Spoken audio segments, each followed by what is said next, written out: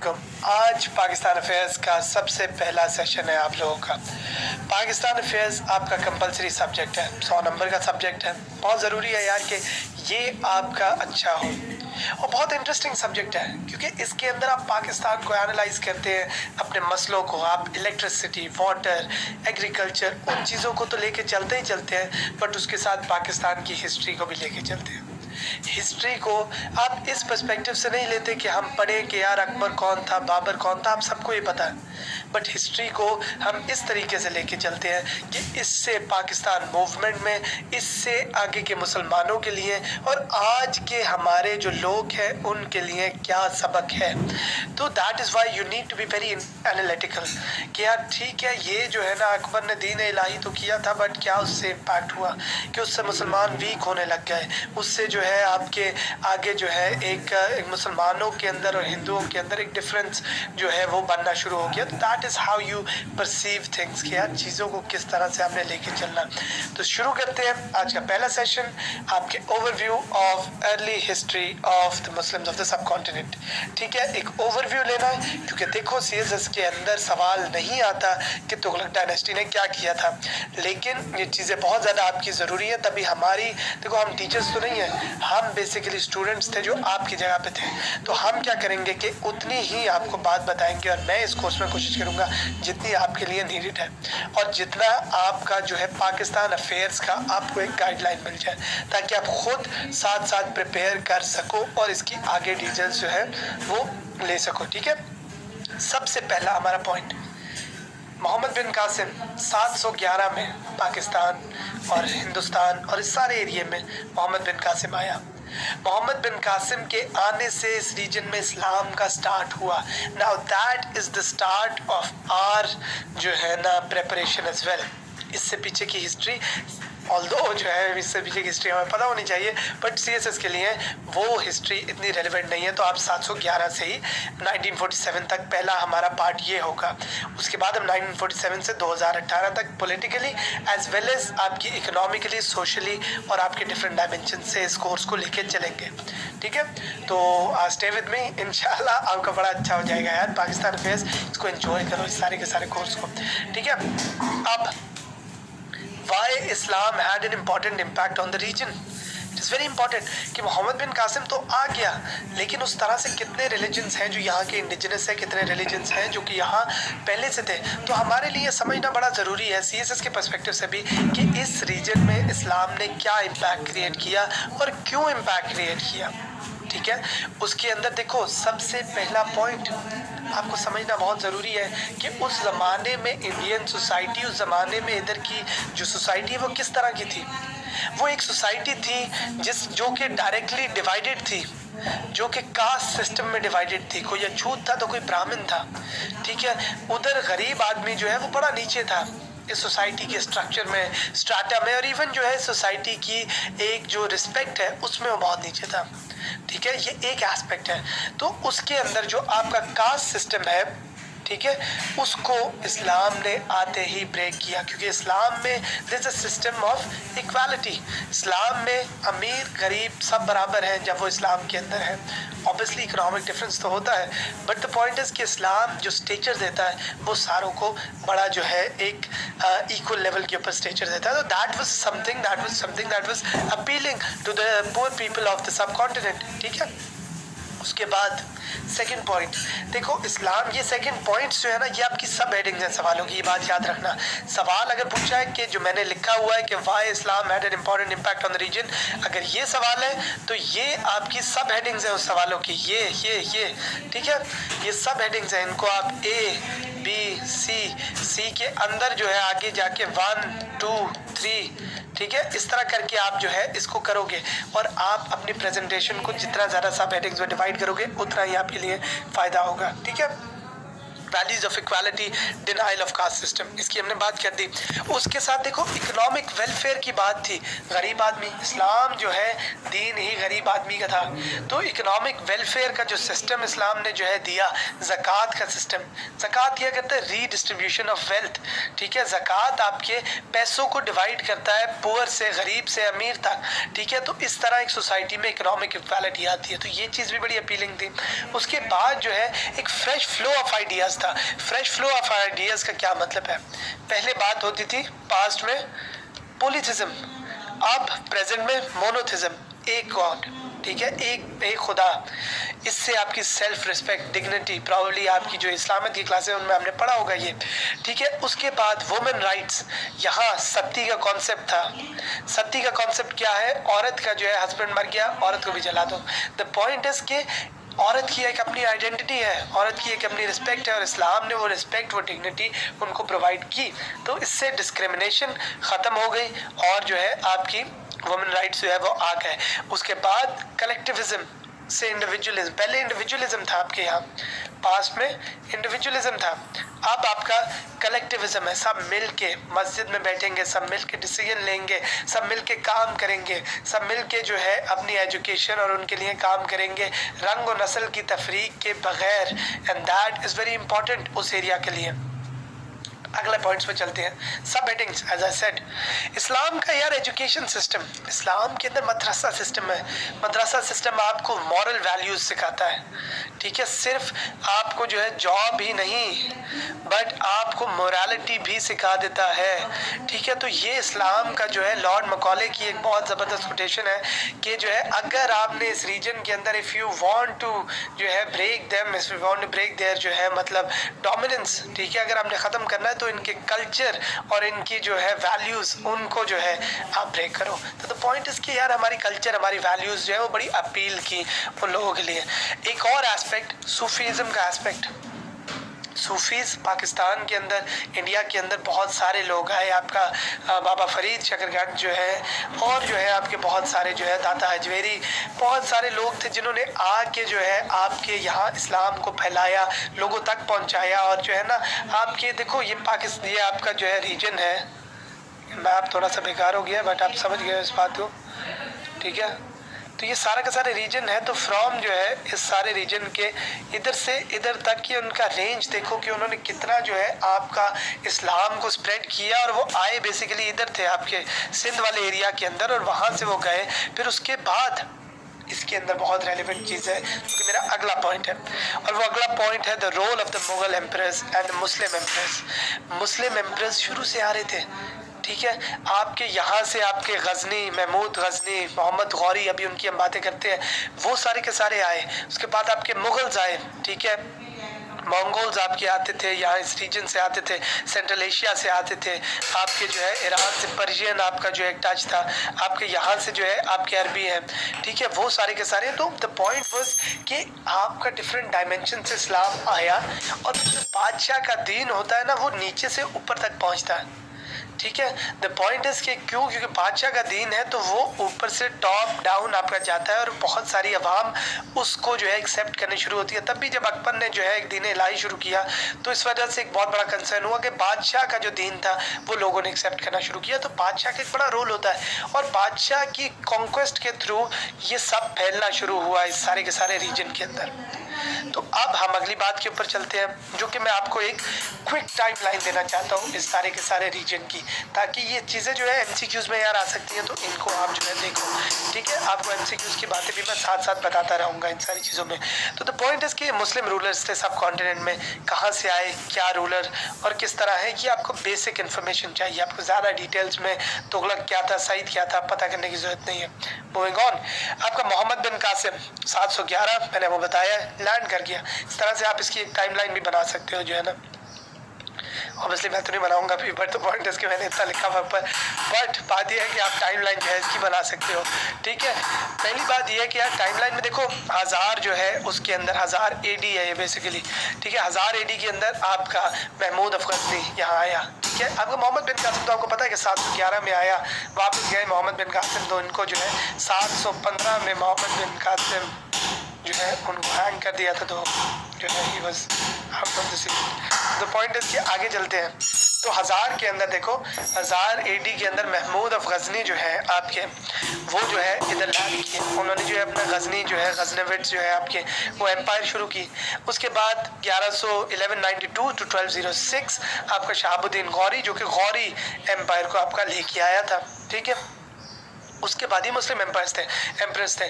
उसके बाद उसका एक स्लेव होता था और उसका नाम था कुतुबुद्दीन ऐबक। कुतुब मज़ार से कुतुबुद्दीन ऐबक, इतना मुश्किल नाम रखते क्यों है? अच्छा, कुतुबुद्दीन ऐबक जो है वो आपका जो है आया। अब कुतुबुद्दीन ऐबक जो है वो आपका स्लेव डायनेस्टी जो है, क्योंकि वो स्लेव था गौरी का, तो वो स्लेव डायनेस्टी के अंदर जो है वो आपका आ गया। ठीक है, उसके बाद आपका जो है ना अगली डायनेस्टी जो शुरू होती है वो है खिलजी डायनेस्टी। मैं तो इसको इस तरह करके याद कर लेता था SKT, ठीक है, SKTSL, ठीक है, इस तरह मैं स्कॉटलैंड और समथिंग करके तो निमोनिक्स बना दिया करो, आपको याद रखने के अंदर जो है ना इजी हो जाता है। स्लेव डायनेस्टी के बाद खिलजी डायनेस्टी। ठीक है, खिलजी डायनेस्टी आई। स्लेव डायनेस्टी में रजिया सुल्ताना भी थी, मैंने कहा MCQ के लिए आपको ना बता दूँ। ठीक है, तो रजिया सुल्ताना भी थी। बट एनीवेज मूविंग ऑन, आपका जो है खिलजी डायनेस्टी आई, टाइमलाइन देख लो। उसके बाद तुगलक डायनेस्टी, उसके बाद सईद डायनेस्टी और लोधी डायनेस्टी। लोधी डायनेस्टी क्यों ज़रूरी है? लोधी डायनेस्टी थोड़ी सी इस वजह से ज़रूरी थी क्योंकि Ibrahim Lodhi was the last emperor जिसने 1526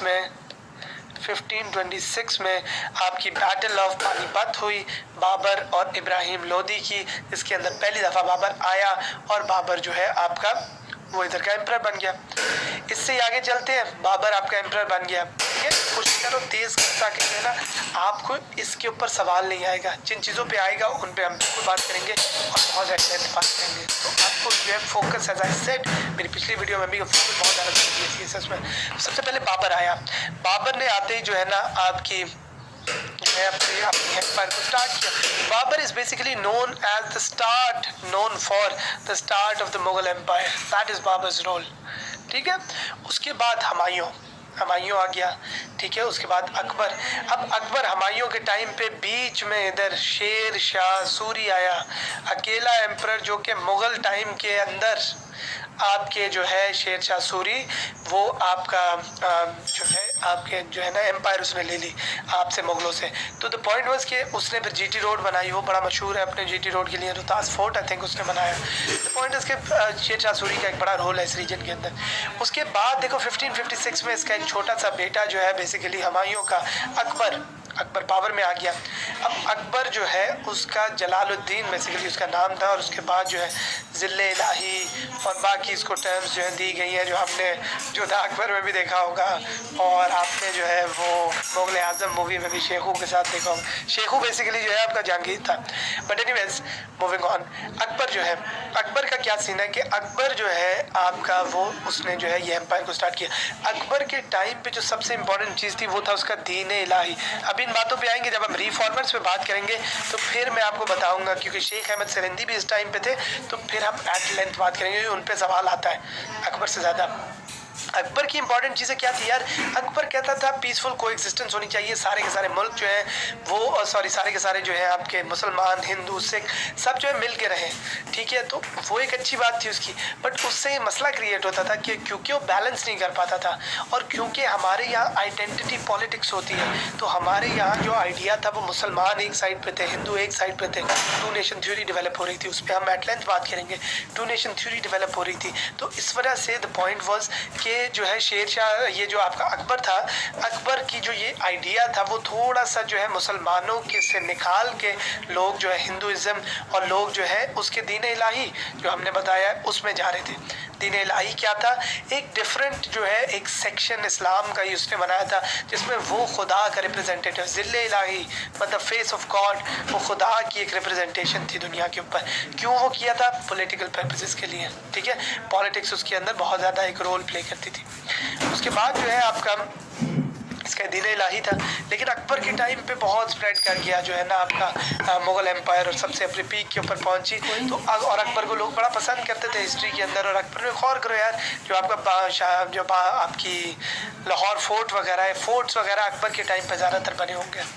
मस्जिदें औरंगज़ेब के टाइम पे बनी होंगी। Will get back to that. उसके बाद आ गया जहांगीर। जहांगीर इतना रेलिवेंट नहीं था, जहांगीर की वो सारी अनारकली की स्टोरी है, but other than that Jahangir जो है वो इतना रेलिवेंट नहीं था, but he was very important. और उसने फिर दोबारा इस्लाम को रिवाइव करना शुरू किया था, तो दैट वाज हिज कंट्रीब्यूशन। उसके बाद हम आते हैं शाहजहां पे। शाहजहां बड़ा लैविश शाहजहां का एक लाइफस्टाइल था। मैं साथ साथ कोशिश कर रहा हूँ यार आपकी वैसे भी लर्निंग भी हो जाए, तो एंजॉय करो सीएसएस को। तो द पॉइंट इज शाहजहां जो है वो आपका बेसिकली जो है ना, शाहजहां आपका एक बड़ा लैविश, और ये आपका ताजमहल देखोगे, इवन जो है लाहौर फोर्ट अकबर ने बना दिया फैलाने के लिए, शाहजहां ने वहाँ अपना शीश महल बना दिया अपनी पार्टी के लिए। तो औरंगजेब पे आओगे तो उसने मस्जिदें बनाई थी, ठीक है। तो द पॉइंट इज शाहजहां जो है उसने आपका क्या सीन किया कि शाहजहां ने अपना स्पेंड किया, तो उधर से वो लैविश जो लाइफस्टाइल है वो उस टाइम से शुरू हो गया। उसके बाद आ जाता है औरंगजेब। औरंगजेब के बारे में एक स्टोरी बड़ी मशहूर है कि इसने ना कोई नमाज छोड़ी ना कोई भाई, तो इसने ऑब्वियसली इसकी बड़ी स्टोरी है, बड़ी मज़ेदार है, बट एनीवे इस बात के लिए छोड़ते हैं। औरंगजेब ने अपने जो है भाइयों को ऑब्वियसली मरवा दिया था, और उसके वजह से जो है औरंगजेब ने कभी अपने बच्चों को जो है वो ट्रेन नहीं किया था कि कल को ये मेरे साथ वही ना करते जो मैंने अपने भाइयों और अपने बाप के साथ किया था। एनीवेज बात यह है, औरंगजेब एक आखिरी मेजर रूलर था इनकी मुगल एम्पायर का। तो औरंगजेब ने क्या किया कि औरंगजेब ने आते ही जो है ना इस्लामिस्ट था औरंगजेब, मस्जिदें बनाई, बहुत ज़्यादा किया, अपनी इस्लाम को वो जो अपनी मुगल एम्पायर को बहुत स्प्रेड किया।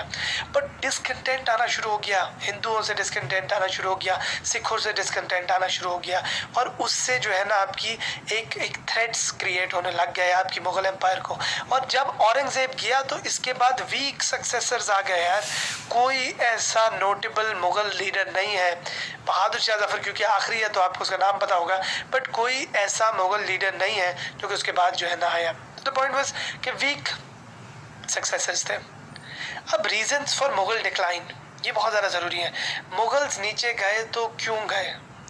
मुगल्स नीचे गए तो इस वजह से गए यार क्योंकि मुगल्स जो है उनके सबसे पहली बात ये, इस पे सवाल आते हैं, ठीक है। मुगल्स जो है वो वीक सक्सेसर्स थे इनके, जो अभी हम बात कर रहे थे, औरंगजेब ने ट्रेन ही नहीं किए लोगों को, तो वो ऑब्वियसली जो है सक्सेसर्स आपके जो है ना वो वीक होते गए, ठीक है। आपने बंदे ट्रेन नहीं किए, एक प्रिंस की ट्रेनिंग होती है, प्रिंस की, उसको आप पूरे प्रोसेस से गुजारते हैं और फिर वो जाके जो है ना इस पोजीशन पे पहुंचता है। तो औरंगजेब के वीक सक्सेसेस थे, लड़ाई होती रही, सक्सेशन की जो है ना वॉर्स होती रही, कोई लाइन ऑफ सक्सेशन, इसको कहते हैं लाइन ऑफ सक्सेशन, कोई लाइन ऑफ सक्सेशन ही नहीं था, ठीक है। हर बंदा जो है एक दूसरे को मार के आ जाता था, साल साल के बंदे होते थे। सेकेंड पॉइंट, आपकी आर्मी डीमोरलाइज हो चुकी थी, आर्मी जो है वो वीक हो गई थी, ठीक है। वो जो है क्योंकि जंगें नहीं लड़ी थी, इतने अरसे से जो है अपने एरियाज में रहे थे, आर्मी डीमोरलाइज हो गई थी, ऊपर से अपने लीडर से जो है अपनी मोटिवेशन लेती है, तो उसका एक एस्पेक्ट था।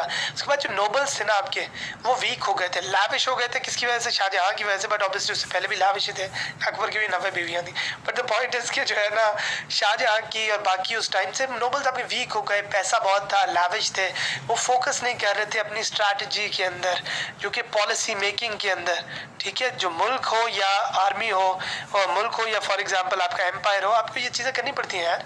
उसके बाद इंटरनल रिफ्ट्स क्रिएट हो गए, जो हम बातें कर रहे थे कि आपस में लड़ाइयाँ शुरू हो गई, मुगल्स आपस में जो है लड़ना शुरू हो गए, तो ये एक स्पेस क्रिएट हो गई जो है ना लोगों के लिए कि वो कुछ करें, ठीक है। उसके बाद आपकी बैकवर्ड टेक्नोलॉजी थी, ठीक है। आप वो टेक्नोलॉजी इतनी नहीं थी कि आप अफोर्ड कर सकें और आप जा सकें उनके पास जो है और लड़ाई कर सकें अब बाकी मुल्कों से, बाकी एग्रेसर से, ठीक है। आपके पास नादिर शाह था, उसने अटैक किया आपके ऊपर, ठीक है। सारे के सारे प्रोसेस में वो आते थे, अटैक करते थे, प्लंडर करके निकल जाते थे, आपकी सेल्फ रिस्पेक्ट, आपकी सोशल रिस्पेक्ट खत्म हो जाती थी, और आपके ऑब्वियसली पैसे भी जो है ना उसी की वजह से, प्लंडरिंग की वजह से चले जाते थे। लैक ऑफ नेशनल स्पिरिट थी यार, जो है ना आपस में कोई ऐसा मुगल एम्पायर के लिए लोग नहीं लड़ते थे, कोई आइडियोलॉजी होनी चाहिए।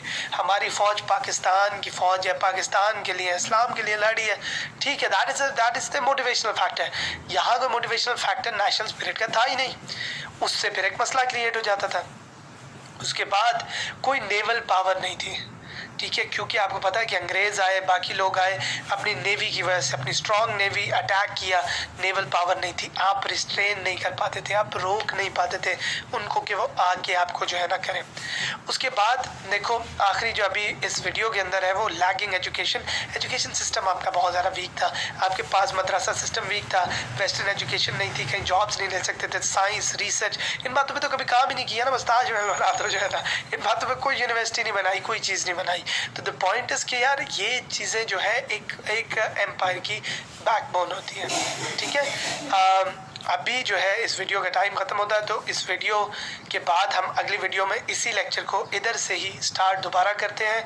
तो कि reasons for decline of Mughals क्या थे और किस तरह ब्रिटिश आए, और फिर उसके बाद जो हमारा अगला लेक्चर होगा वो बेसिकली होगा आपकी रिफॉर्मर्स के बारे में। तो best of luck.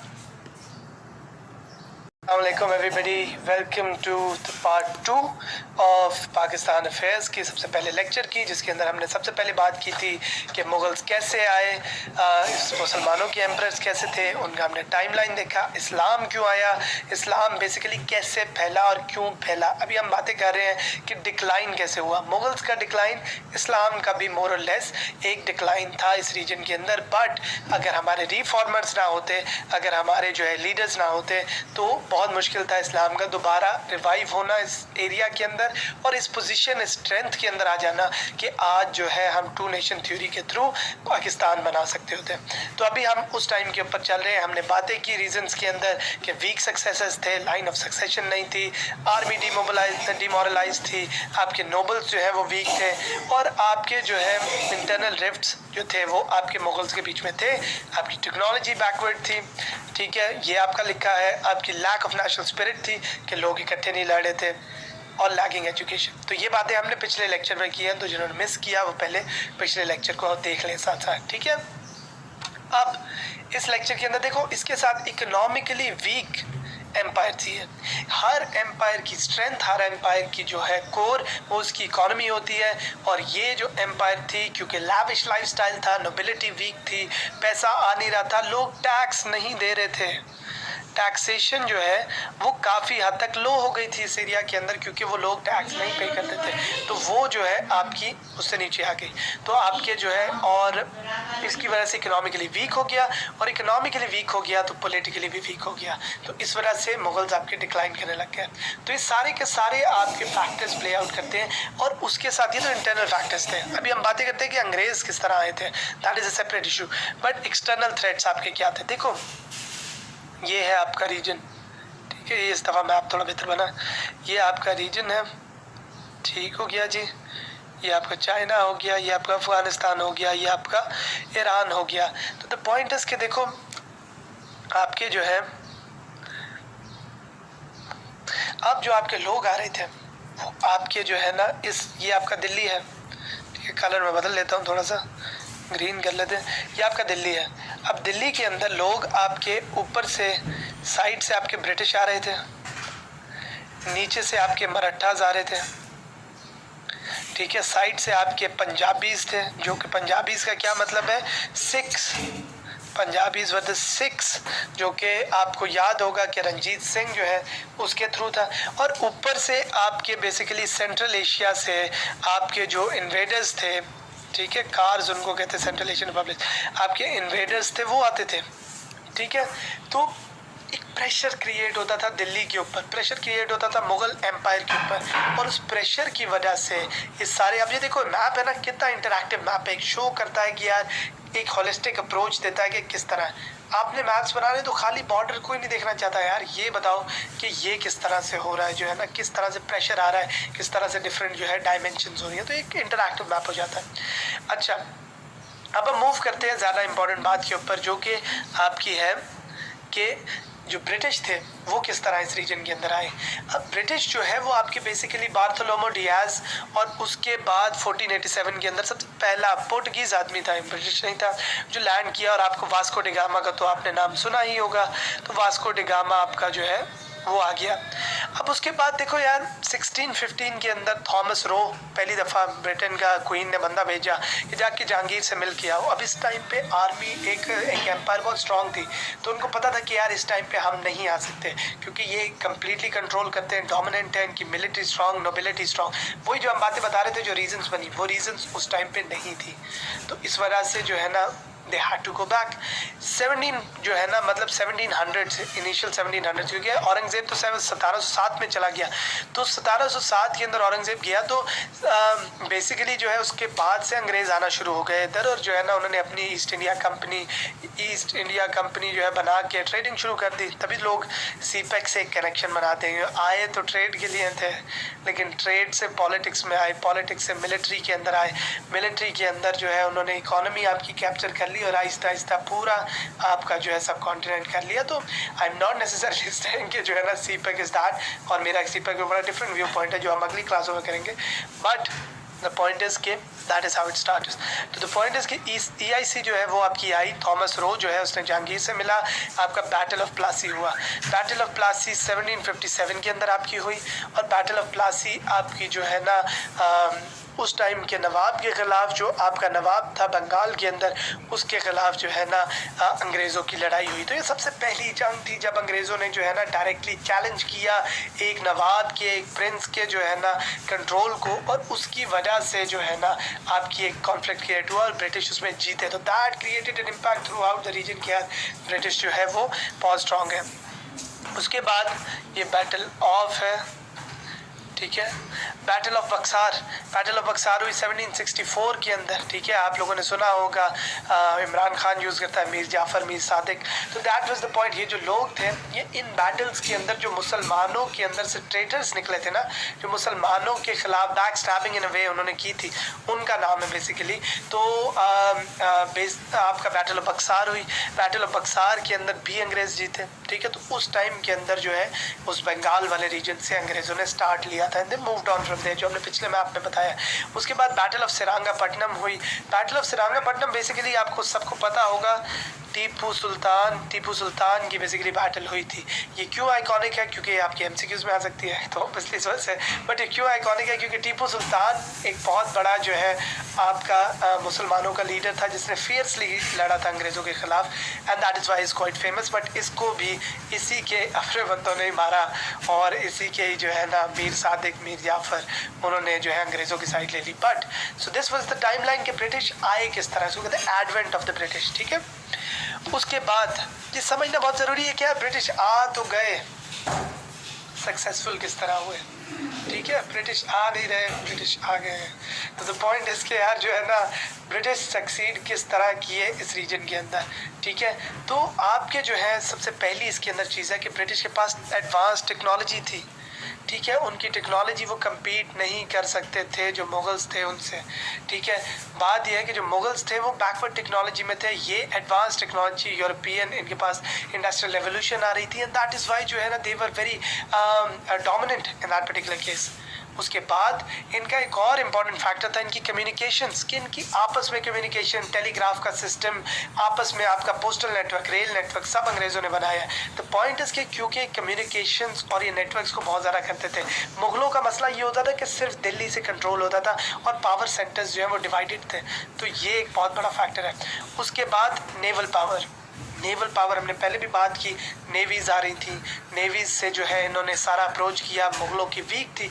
On the other hand ये डायरेक्ट एक्सेस, देखो बंगाल पोर्ट, ठीक है, आपका मुंबई का पोर्ट था, कराची पोर्ट था, ये सारे के सारे मेन, कलकत्ता पोर्ट है आपका। द पॉइंट इज़ के सारे के सारे मेजर जो पोर्ट्स हैं इनके ऊपर, पौंडीचेरी जो है, a lot of this places जो है इधर अपनी नेवल पावर से उन्होंने इतना हाथ क्रिएट कर लिया था कि जो इंडियंस थे they could not come back. तो उसके बाद एक इंस्टीट्यूशनलाइज पॉलिसी थी, एक प्रॉपर पॉलिसीज, एक प्रॉपर कॉन्स्टिट्यूशन, एक प्रॉपर सिस्टम, एक प्रॉपर हायरार्की कहते हैं इस तरह, टॉप डाउन एक पूरा जो है आपका सिस्टम हो, तो हायरार्की से वो चलते थे, इंस्टीट्यूशनलाइज पॉलिसीज थी। और अबव ऑल ऑब्वियसली अगला पॉइंट आपका कि मिलिट्री पावर बहुत ज़्यादा थी, उनके पास गन्स थी, उन्होंने इंट्रोड्यूस किए सारे के सारे रीजन में। तो compete नहीं कर पाए जो है ना Mughals as well as other local जो आपके राजपूत थे, आपके जो है मराठास थे, वो compete नहीं कर पाए, और ब्रिटिश ने बहुत जल्दी एक्सपैंड किया। उसके बाद ऑब्वियसली ब्रिटिश का एजुकेशन सिस्टम, ब्रिटिश का जो है इकोनॉमिक सिस्टम, वो इतने ज़्यादा स्ट्रॉन्ग थे। एजुकेशन इसमें आप ऐड कर लें, आप जो है इसमें उनका इकोनॉमिक पावर को ऐड कर लें कि उन्होंने ट्रेड की, और ट्रेड से इतना पैसा बनाया, और जो है ना नियो उसको कहते हैं कॉलोनाइजेशन, और आजकल के सिस्टम को कहते हैं नियो कॉलोनाइजेशन। तो ये इन्होंने चीज़ें की और ब्रिटिश इस तरह से बहुत ज़्यादा सक्सीड किए और इस रीजन में ग्रो किए। अगले लेक्चर के अंदर हम will get back to British, एक लेक्चर होगा उसके अंदर पूरा आपको, अब हम पहुंचे हैं बेसिकली अर्ली 1800s के अंदर इस टाइम, ठीक है। अगली क्लास के अंदर हम रिफॉर्मर्स पे बात करेंगे जो कि बहुत ज़्यादा ज़रूरी है और इसी टाइमलाइन के अंदर है, उन पे बहुत सवाल आते हैं, तो हम पूरी कोशिश करेंगे कि उनको अच्छी तरह से कैटर करें। तो अगले लेक्चर के अंदर आप ज़रूर देखना, तो वो रिफॉर्मर्स हैं। उसके बाद जो उससे अगला लेक्चर होगा तो उसमें हम इधर से ही कंटिन्यू करेंगे 1800 से, और मैं कोशिश करूँगा आपको 1947 तक लेके चलूँ, एक ओवरव्यू दूँ और साथ साथ बताता रहूँ किन चीज़ों के ऊपर ज़्यादा फोकस करना है कि 1947 तक आपका जो है किस तरह से सारा सिस्टम आया, किस तरह से लॉज, किस तरह ब्रिटिश एम्पायर कॉलोनाइजेशन में हम किस तरह रहते थे और क्या जो है उसके फैक्टर्स थे, तो उन पे बात करेंगे एंड होपफुली आगे फिर पाकिस्तान के फैक्टर्स पे बात करेंगे। तो दैट इज़ इट फ्रॉम जो है दिस पर्टिकुलर क्लास। काइंडली जो है आप इसको रिवाइज करें, इसको पढ़ें, इसके साथ जो है बुक्स को ना छोड़ना, ज़रूर पढ़ते रहना। हर क्लास में मैं आपको एंड में बताऊँगा कि ज़रूर पढ़ो बुक्स को और इसको जो है ना साथ साथ बैकअप करते रहो, खाली क्लासेस पे ना रहो, खुद अपनी तैयारी करो। हर बंदा अपनी तैयारी खुद शेप करता है। तो that should be it from my side, signing off, thank you.